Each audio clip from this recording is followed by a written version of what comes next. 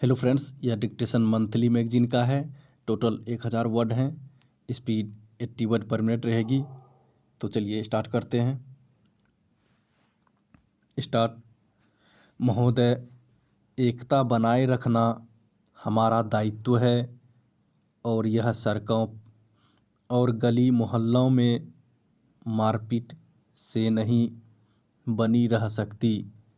यह केवल सरकार, सरकारी अधिकारियों और राजनीतिक पार्टियों का ही नहीं बल्कि सर्वसाधारण का भी दायित्व है कि आपसी मतभेद व विवाद सड़कों पर न तय किए जाएं, बल्कि उन संस्थाओं में ही ले जाएं जो इस काम के लिए बनाई गई है। वहाँ इन पर विचार और बहस हो।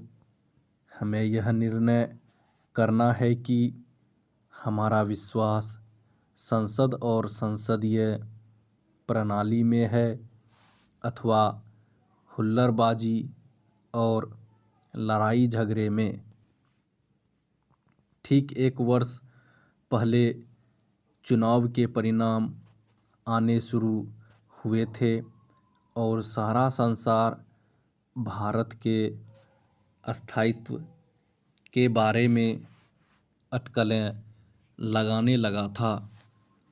यदि आज देश में अस्तित्व है तो इसका श्रेय भिन्न भिन्न विचार वाले विपक्षी दलों के विचित्र गठजोड़ को नहीं बल्कि इसको है कि केंद्र सशक्त और स्थिर है तथा उसमें राज्यों की अस्थिरता को संभालने की क्षमता है।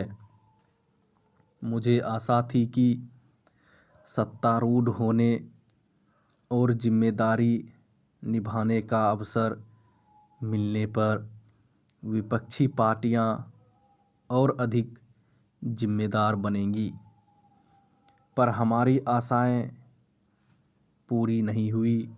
मैं उन लोगों में से हूँ जिन्होंने राज्यों में उन विभिन्न सरकारों के गठन का स्वागत किया था और यह सच्ची आशा की थी कि हमारे लोकतंत्र ने छोटी छोटी पार्टियों को भी सत्तारूढ़ होने का जो अवसर दिया है उसका बेहतर उपयोग होगा।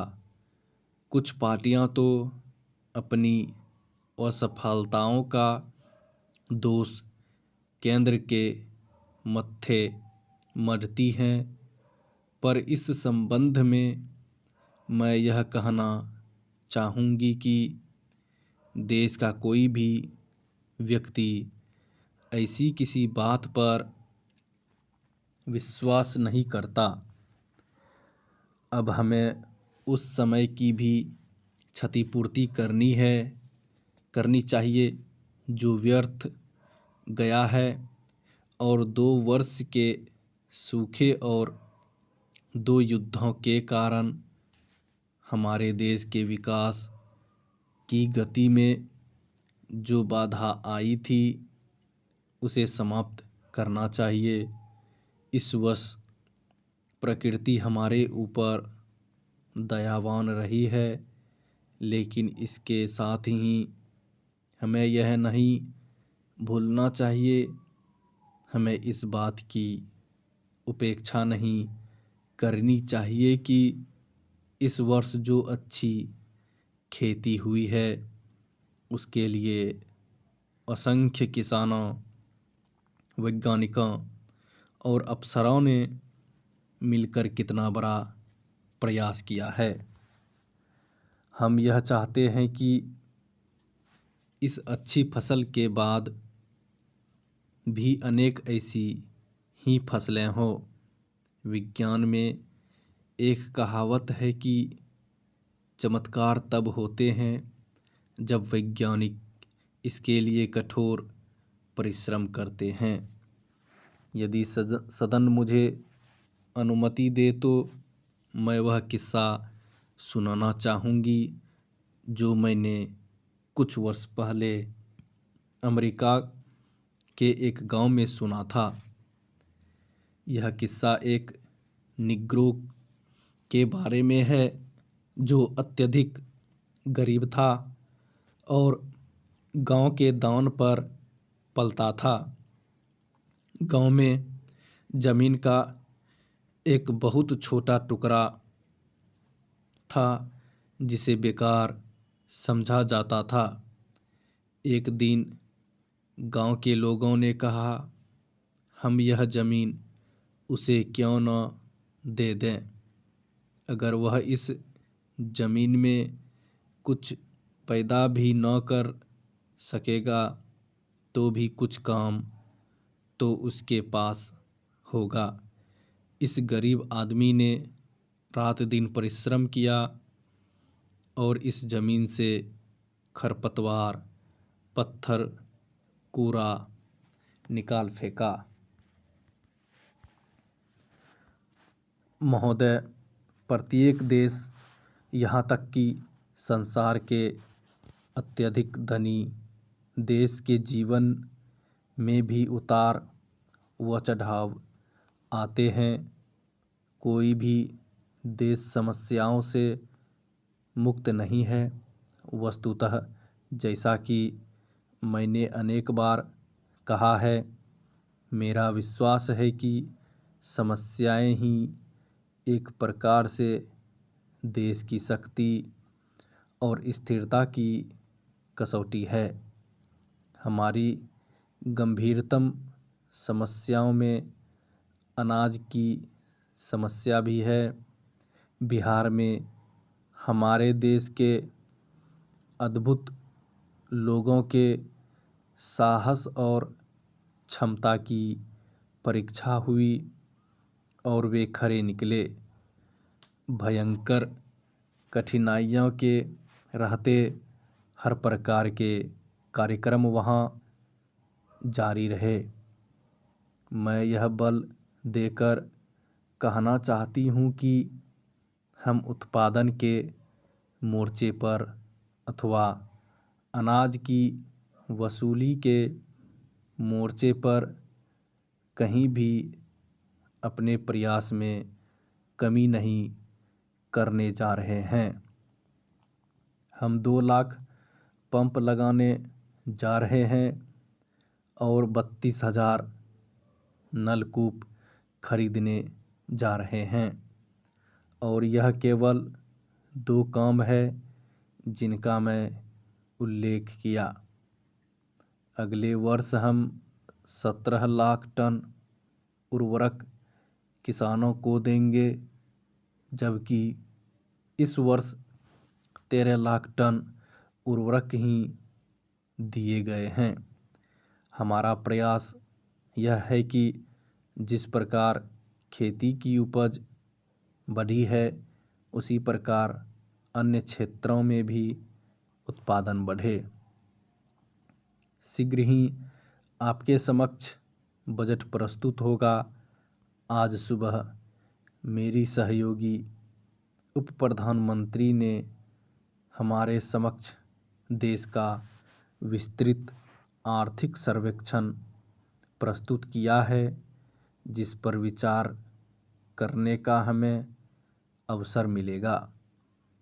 अतः मुझे यहाँ इस पर विस्तार से बोलने की आवश्यकता नहीं है, लेकिन एक समस्या जिससे हम सब लोग सही रूप से चिंतित हैं और जिस पर हमारा ध्यान केंद्रित है वह है बेरोजगारी। विशेष रूप से हमारे युवा लोगों और युवा इंजीनियरों को बेरोजगारी की समस्या है। राष्ट्रपति जी के अभिभाषण में इस समस्या को विस्तार से और स्पष्टता से प्रकट किया गया है। इसमें इस समस्या के हल को भी सही परिप्रेक्ष्य में रखा गया है। हमारी अर्थव्यवस्था में इतनी तेज़ी से और इस स्तर पर प्रगति को इसका हल बताया गया है, जिससे देश की बढ़ती हुई आबादी और देश के लोगों की बढ़ती हुई आकांक्षाओं को पूरा किया जा सके।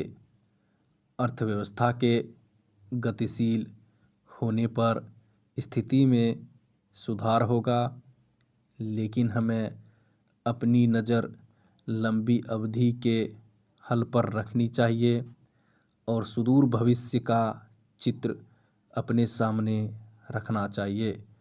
अंततः देश में पर्याप्त संख्या में इंजीनियरों और तकनीशियनों का होना बेहतर है।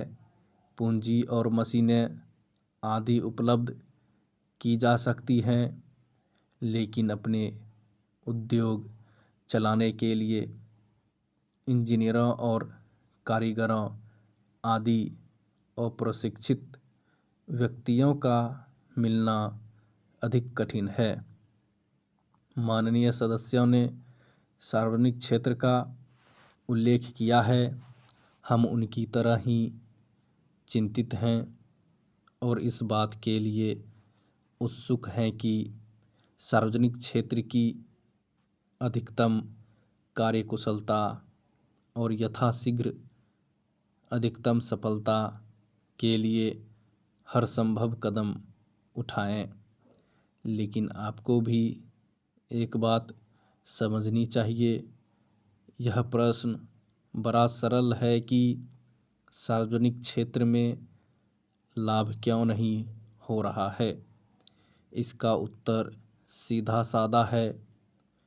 इसका उत्तर यह है कि सार्वजनिक क्षेत्र औद्योगिक आधार के निर्माण में लगा है। स्टॉप।